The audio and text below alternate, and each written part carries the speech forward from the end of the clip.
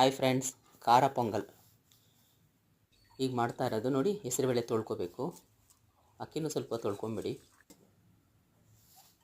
2 spoon ಎಣ್ಣೆ ಹಾಕಿ, ಒಂದು 1/4 ಚಮಚ ಅಷ್ಟು ಇಂಗು, 1 ಸ್ಪೂನ್ ಜೀರಿಗೆ, 1 ಸ್ಪೂನ್ ಮೆಣಸು,